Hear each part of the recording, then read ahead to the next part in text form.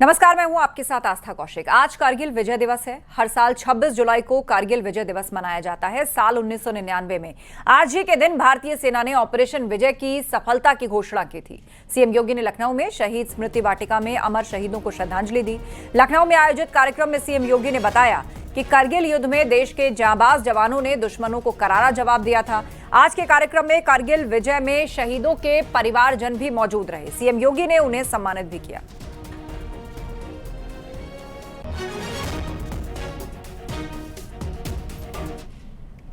भारत माता के महान सपूतों के शौर्य और पराक्रम के प्रतीक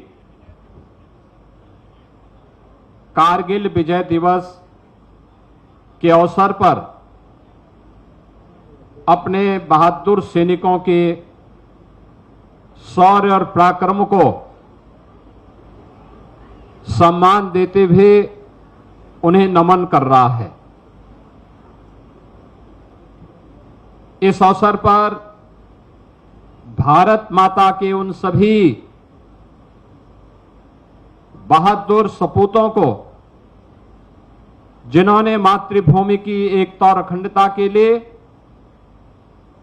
अपने आप को बलिदान किया, देश की रक्षा की, उसकी अखंडता को सुनिश्चित किया, उन सभी वीर सैनिकों के प्रति नमन करते हुए मैं प्रदेशवासियों की ओर से अपने सभी वीर बलिदानियों को विनम्र श्रद्धांजलि भी अर्पित करता हूं। सीएम योगी का विरोधियों पर हमला, जाति क्षेत्र के नाम पर बांटने की कोशिश, भाषा के नाम पर बांटने की कोशिश, दुश्मनों को प्रोत्साहित करने का आरोप। ऐसे लोगों की देश के लिए सहानुभूति नहीं, घुसपैठियों के लिए सहानुभूति है। यह आरोप सीएम योगी ने विपक्ष पर लगाए। विकसित भारत नहीं चाहते, जो लोग समर्थ भारत नहीं चाहते, जो लोग सशक्त भारत नहीं चाहते, वे लोग भारत को जाति के नाम पर, क्षेत्र के नाम पर, भाषा के नाम पर, तमाम वादों के आधार पर बांट करके, सामाजिक ताने बाने को छिन्न भिन्न करके दुश्मन को प्रेरित और प्रोत्साहित करते हैं। दुश्मनों को प्रेरित और प्रोत्साहित करते हैं। उनकी सहानुभूति किसी गरीब के लिए नहीं है, उनकी सहानुभूति देश के लिए नहीं है, उनकी सहानुभूति उन लोगों के प्रति होती है जो घुसपैठिए के रूप में भारत के नागरिकों के हक पर डकैती डालने का काम कर रहे हैं। ये दृश्य आज देख रहे होंगे, ये दृश्य आज भी आप देख रहे होंगे।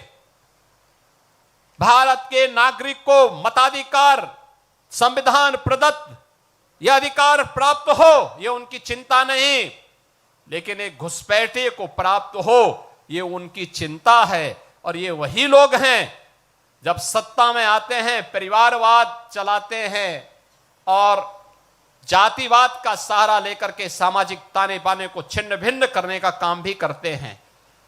याद रखना, इतिहास के किसी भी कालखंड में जब भी हम इस प्रकार की प्रवृत्ति के तत्वों के चंगुल में फंसे, भारत को इसकी बड़ी कीमत चुकानी पड़ी है, बड़ी कीमत चुकानी पड़ी है। वहीं सीएम योगी ने कहा कि भारत कभी कमजोर नहीं रहा। सीएम योगी ने कहा 1947 में भी बांट रही थी ताकतें, आज भी बांट रहे हैं कुछ राजनीतिक दल। आज विभाजन से बचने की जरूरत है। कारगिल विजय दिवस का संदेश एक भारत श्रेष्ठ भारत। हमारे पास बल या बुद्धि या वैभव की कमी किसी स्तर पर रही हो, भारत गुलाम हुआ इसलिए क्योंकि एक ऐसी उस समय कुछ ऐसी ताकतें थी जो बांट रही थी, जैसे आज कुछ राजनीतिक दल फिर बांटने का काम कर रहे हैं। ये विभाजन हमारी कमजोरी का कारण था। इस विभाजन से फिर से बचने की आवश्यकता है। एक भारत श्रेष्ठ भारत के रूप में हमें एक समर्थ और सशक्त भारत के लिए, एक आत्मनिर्भर और विकसित भारत की संकल्पना को साकार करने के लिए आगे बढ़ना होगा, एकजुट होना होगा। कारगिल विजय दिवस का संदेश यही है, जिन वीर सैनिकों ने अपना बलिदान दिया है उनकी प्रेरणा यही है कि हम एक भारत और श्रेष्ठ भारत के माध्यम से ही एक सशक्त और समर्थ भारत की परिकल्पना को साकार कर सकते हैं।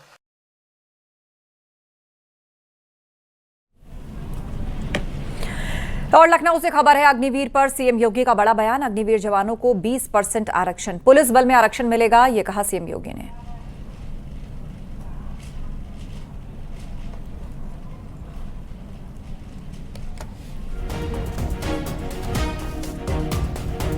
हमारी सरकार ने तय किया है कि अग्निवीर के रूप में जो जवान देश की सेनाओं में अपना योगदान दे रहे हैं, जब वह जवान रिटायर होकर के आएगा, उत्तर प्रदेश पुलिस बल में हम ऐसे जवानों को 20% आरक्षण की व्यवस्था कर रहे हैं। उन सभी जवानों के लिए 20% आरक्षण उत्तर प्रदेश पुलिस बल में हम लोगों के द्वारा उपलब्ध करवाने की कार्रवाई को भी आगे बढ़ाया गया है। और उन्नाव से खबर है, सीएम योगी का बड़ा बयान सामने आया है। युवाओं की खड़ी करनी है नई फौज, कलम के साथ देश के अनुरूप नई फौज। देश का पहला एआई बेस्ड यूनिवर्सिटी कैंपस का सीएम योगी ने उद्घाटन किया। जहां पे कलम के साथ साथ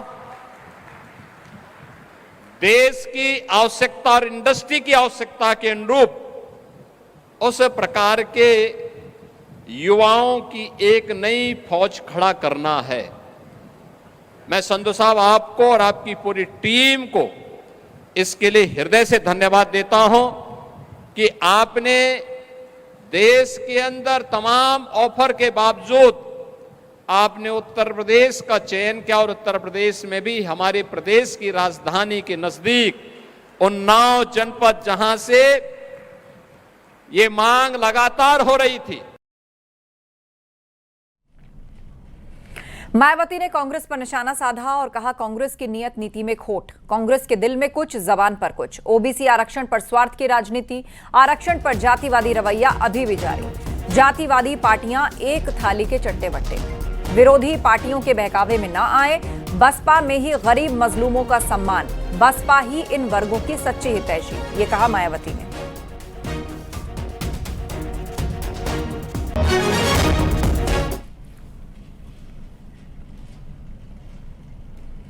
राहुल गांधी ने पार्टी के ओबीसी सम्मेलन में एक बार फिर से जातिगत जनगणना का मुद्दा जोर शोर से उठाया। उसके बाद सियासत तेज हो गई। कार्यकर्ताओं को संबोधित करते हुए राहुल गांधी ने कहा, उन्हें कांग्रेस के शासनकाल में जातिगत जनगणना करानी चाहिए थी, उनसे यह गलती हो गई है।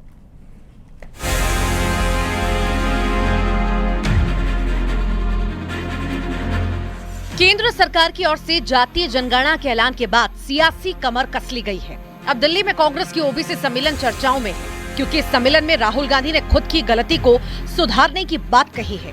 ओबीसी सम्मेलन में जातीय जनगणना पर राहुल गांधी ने कहा कि मैं उस गलती को अब सुधारना चाहता हूं। कांग्रेस शासन में जातीय जनगणना ना करना गलती थी। मेरी रिग्रेट क्या है कि अगर मुझे आपकी हिस्ट्री के बारे में, आपके इश्यूज के बारे में थोड़ा सा भी ज्यादा मालूम होता, मैं तभी जाति जनगणना करा देता। वो निकल गया और मैं स्टेज से कह रहा हूं, वो गलती है मेरी, और कांग्रेस पार्टी की गलती नहीं है, मेरी गलती है, और इस गलती को मैं ठीक करने जा रहा हूं। राहुल गांधी जहां गलती सुधारने की बात कर रहे थे, वहीं पर ओबीसी सम्मेलन में कांग्रेस दिन में ही सपने देखने वाली बात करने लगी। कांग्रेस अध्यक्ष खड़गे ने कहा कि 20 से 25 सीट और हमें आती तो हमारी सरकार बनती। भाइयों, सामाजिक न्याय 18वीं लोकसभा में चुनाव का सबसे अहम मुद्दा लेकर हमने आगे बढ़ा था और हमारे को उसमें यश मिला, लेकिन थोड़े से 20-25 सीट अगर हमारी आते तो ये बीजेपी की और मोदी जी की तख्ता पलट हो जाती थी। अब राहुल गांधी के बयान पर बीजेपी हमलावर है तो समाजवादी पार्टी के नेता कह रहे हैं जो बात राहुल कर रहे हैं वो अखिलेश यादव पहले से बोल रहे हैं। जिस तरह से हमारे नेता श्री अखिलेश यादव जी ने देश की संसद में पुरजोर तरीके से जाति जनगणना की बात की, आरक्षण के रखवाली की बात की, गरीबों के मजलूमों के हितों की रक्षा की बात की, यही बात भारतीय जनता पार्टी को खल जाती है। श्री अखिलेश यादव जी देश की राजनीति के परिवर्तन के ध्वजवाहक बन चुके हैं। देश परिवर्तन के राह पर है। और ओबीसी के कितने सांसद इनके होते थे राज्यसभा में, कितने मंत्री रखते थे, कितना ओबीसी के लोगों को संवैधानिक पदों पर भेजते थे, थोड़ा डाटा दें तो पता लगेगा। खाली सम्मेलन करने से या ये कहने से कि हम जनता के हितैषी हैं, किसानों के हितैषी हैं, गरीबों के हितैषी हैं, ओबीसी के हितैषी हैं, एससी के हितैषी हैं, वो कहने से कोई नहीं बन जाता है। दिखना चाहिए। और लंबे समय 63 साल देश की जनता ने इनको शासन में रहने का मौका दिया। कांग्रेस ने ओबीसी के हक और जातिगत जनगणना की मांग को लेकर बड़ा सियासी दांव खेला है। सवाल यह है कि क्या ये सम्मेलन 2027 के चुनावों से पहले बीजेपी के लिए चुनौती बनेगा या फिर सब हवा हवाई ही रह जाएगा। Bureau report, news 18। ओबीसी समुदाय की अनदेखी पर गलती मानने वाले राहुल गांधी के बयान पर बीजेपी हमलावर है। केंद्रीय मंत्री शिवराज सिंह चौहान ने कहा कि राहुल गांधी के भाग्य में सिर्फ माफी मांगना ही लिखा है, तो वहीं निशिकांत दुबे ने राहुल गांधी को महामूर्ख बताया। राफेल के एक मामले में भी माफी मांगी और अभी जो राहुल गांधी कर रहे हैं उसके लिए 10 साल बाद फिर माफी मांगेंगे। वो ठीक कभी करते ही नहीं है और 10 साल बाद माफी मांगते हैं। ये माफी मांगना ही उनके भाग्य में लिखा हुआ है। राहुल गांधी जी को कुछ समझ में आता है? मैंने अपने जीवन में इतना महामूर्ख जो है लीडर ऑफ द अपोजिशन नहीं, उसको कुछ नहीं पता।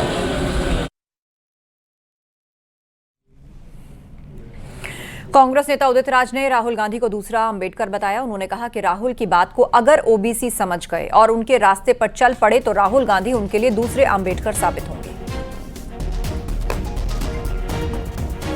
राहुल गांधी जी की बात में दूरदर्शिता बहुत है। यानी अगर पिछड़ों को हम ऊपर लाते हैं या दलितों को ऊपर लाते हैं तो हमारी अर्थव्यवस्था बड़ी होगी, बाइंग पावर बढ़ेगी, क्रय शक्ति बढ़ेगी और जो समाज के अंदर असमानता है वह कम होगा। तो राहुल गांधी जी की बात को अगर ओबीसी समझ गया तो चल पड़ा तो राहुल गांधी उनके लिए सेकंड अंबेडकर सिद्ध होंगे। गोरखपुर से सांसद रवि किशन को अपनी निरंतर उपस्थिति, प्रभावी बहस और जनता से जुड़े मुद्दों को संसद में पुरजोर ढंग से उठाने के लिए सांसद रत्न मिला है। इस मौके पर न्यूज़ 18 ने उनसे बातचीत की। रवि किशन ने बताया कि कलाकार होने के बावजूद उन्हें पुरस्कार मिलना बहुत बड़ी बात है। उन्होंने शिक्षा से लेकर युवाओं के रोजगार, फिल्म उद्योग, सीमा सुरक्षा और पूर्वांचल के विकास से जुड़े मुद्दों पर कई बार संसद में जोरदार आवाज उठाई। अच्छा, एक कलाकार को सांसद रत्न पहली बार मिला है तो मैं मोदी जी को, पूज्य योगी जी को, संगठन अमित शाह जी को, जिन्होंने हमको सिखाया राजनीति के सारे कि कैसे पार्लियामेंट में आप लोगों को कैसे पेश आना है, कैसे सवाल रखने हैं। मैं जनता की आवाज़, गोरखपुर की सबसे ज़्यादा आवाज़ उठाने के लिए मुझे ये आज ये पुरस्कार मिला है, सबसे ज़्यादा प्रश्न रखने के लिए पुरस्कार मिला है।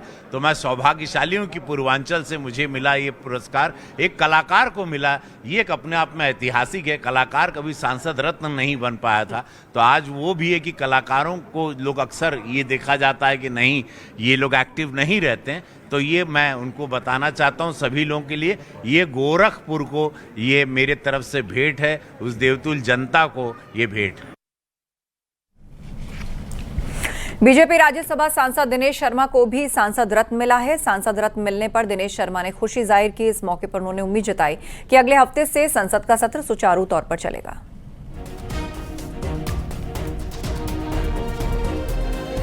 सहन अगर किसी को प्राप्त होता है तो और अच्छा काम करने की सोचता है। और मैं समझता हूँ अब्दुल कलाम साहब के समय से इस पुरस्कार की शुरुआत की गई थी और आज जिस प्रकार से अलग अलग कार्यों को करने पर, किसी को क्वेश्चन उठाने पर, किसी को कमेटी में ज़्यादा काम करने पर जो प्रोत्साहन मिला है, ये प्रशंसनीय है। हाँ सर, इसके साथ साथ बात करें सर, सांसद रत्न पुरस्कार मिला है आपको, क्या उम्मीद आप करते हैं कि सर जो संसद का कार्य है, सदन जो है वो सोमवार से बेहतर तरीके से चलेगा? ये एक विडंबना है कि काम करने का अवसर अगर नहीं मिलेगा तो सांसद की निराशा होती है। और मुझे पूरी उम्मीद है कि संसद का जो सत्र है वो सोमवार से जरूर शुरू होगा। कथावाचक अनिरुद्धाचार्य ने लड़कियों पर दी विवादित टिप्पणी को लेकर सफाई दी है और माफी भी मांगी। उन्होंने कहा उनके वीडियो को आधा सुनाया गया और उनके कहने का मकसद चरित्रवान होने से था। मैंने कहा कि कुछ लड़कियां मेरी वीडियो से कुछ शब्द को हटाकर पेश किया गया है।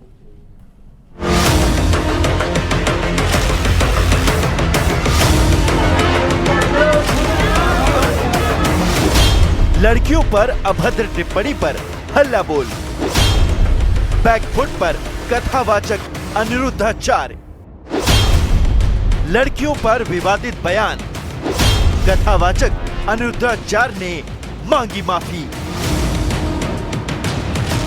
मथुरा में कथावाचक अनिरुद्धाचार्य के 14 साल की लड़कियों को शादी वाले बयान पर बवाल मचा। उनके खिलाफ नारेबाजी की गई। बाद में अनिरुद्धाचार्य का पुतला फूंककर विरोध दर्ज किया गया। विवाद गहराता देख कथावाचक अनिरुद्धाचार्य बैकफुट पर आए। उन्होंने लड़कियों की शादी की उम्र को लेकर दिए बयान पर माफी मांगने में भलाई समझी। वो 25 साल की जब तक आती है तो पूरी जवान होके आती है। जवानी कहीं ना कहीं तो वो उसकी जवानी फिसल जाएगी या बच्चों का विवाह जल्दी हो जाता था। टाइम पे देख लेना, लोग फिर जल्दी शादियां करना शुरू कर देते। हाँ, तो नारी के अपमान का कोई सवाल ही खड़ा नहीं होता। फिर भी मेरी आधी अधूरी बात सुन करके किसी भी बहन बेटी का दिल दुखा हो तो ये दास सदा आपका था, आपका है, आपका ही रहेगा। यदि आधी अधूरी बात सुन के आपका दिल दुखा तो मुझे क्षमा अवश्य करें।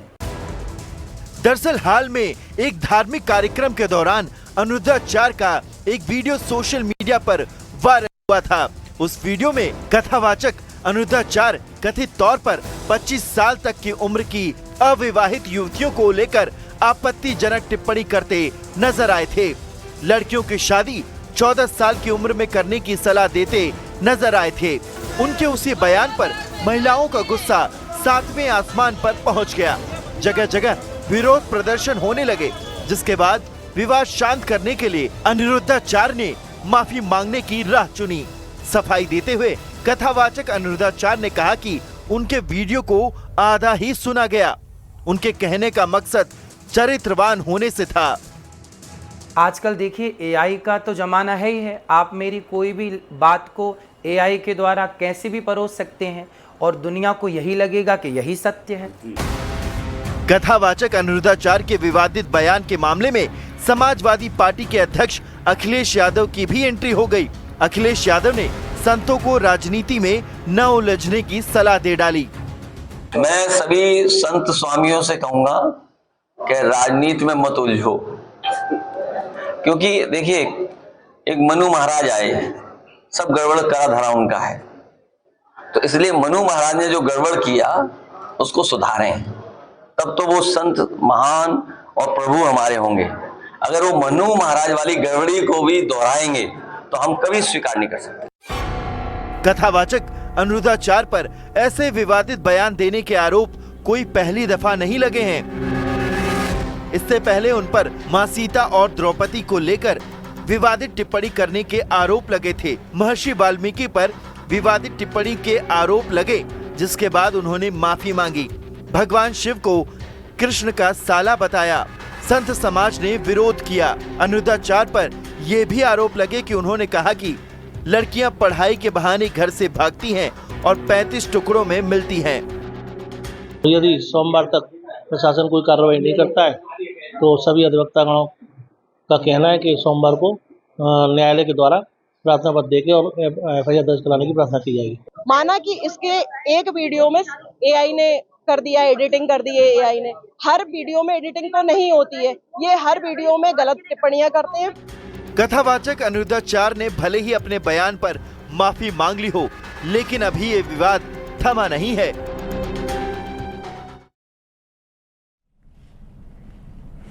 कथावाचक अनिरुद्धाचार्य के लड़कियों को लेकर दिए गए विवादित बयान पर कोहराम मचा है। बयान को लेकर महिलाओं में जहां गुस्सा है, वहीं सियासी दल भी अनिरुद्धाचार्य के बयान पर लगातार निशाना साध रहे हैं। कथावाचक अनिरुद्धाचार्य ने लड़कियों की शादी की उम्र को लेकर बयान दिया था।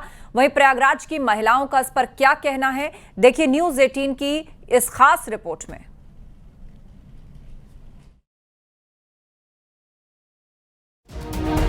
प्रयागराज की कुछ जागरूक बुद्धिजीवी महिलाएं हैं, हम उनसे बातचीत करेंगे और जानने की कोशिश करेंगे कि क्या कथावाचक जो कि व्यासपीठ पर बैठा हुआ है, महिलाओं को लेकर, बेटियों को लेकर इस तरह का बयान देना उचित है। मैम, सबसे पहले आपके पास आएंगे, नाम बताएं और ये बताएं कि क्या इस तरह का बयान जो कि अनिरुद्धाचार्य जी ने व्यासपीठ पर बैठ कर दिया है, ये उचित है? देखिए, व्यासपीठ से सही मायने रखता है व्यासपीठ से ऐसी बातें करना, क्योंकि उसमें पूरे देश पे असर पड़ता है। और इतनी कम 16 साल में अगर आप बोल रहे हैं तो ये तो संभव नहीं है।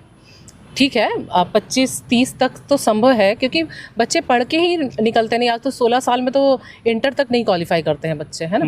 इंटर से निकलते हो तो ग्रेजुएशन लेवल पे आते आते कम से कम 25 साल तो लगेंगे ही अपने। मतलब बच्चियां तो मैच्योर भी नहीं होंगी, मैच्योर भी नहीं होगी। इतना कम बाल विवाह तो आज के समय में नहीं होगा ना। पहले जमाने में पढ़े लिखे नहीं होते थे तो लड़कियों की शादी कर दिया जाता था। सरकार ने भी तो 18 साल की है और अनिरुद्धाचार्य जी उससे पहले बोल रहे हैं। हाँ, तो ये तो व्यंग किया है उन्होंने समाज पे या लड़कियों पे, ये गलत है। मतलब 16 साल मतलब सहमत नहीं उनसे? नहीं, इतना तो नहीं सहमत हूँ मैं। अनिरुद्धाचार्य जी के बयान को किस रूप में देखती हैं आप? लगता है कि ये समाज में जो विकृति आ रही है, इसके लिए कौन जिम्मेदार है और इस तरह के बयान देने की जरूरत धर्माचार्यों को, कथावाचकों को क्यों पड़ रही है? इस तरह से बयान जो है आजकल प्रेजेंट में जैसे चल रहे हैं, पुराना जो जमाना आजकल का जो युग है, बहुत कुछ डिफरेंस हो गया है। पहले लोग देखिए लकड़ी में खाना बनाते थे, अब सबके घर में चूल्हा है, गैस है। तो आजकल बहुत बदल गया है, इसीलिए अब जमाने के साथ साथ हमें चलना है। उनका चिंता जताना बहुत मायने रखता है, क्योंकि वो उस स्थान पे बैठे हैं जहाँ से वो पक्ष विपक्ष दोनों की बातें कर सकते हैं। मतलब अच्छी भी बातें बोल सकते हैं, जो समाज में चल रहा है उसको भी बोल सकते हैं। लेकिन इस तरह के बयान देना, हम उसमें सहमत नहीं है, कहीं ना कहीं, क्योंकि एक महिला होने के नाते हम बिल्कुल सहमत नहीं हैं। और वक्त एक ब्रेक का हो चला है, जल्द लौटेंगे।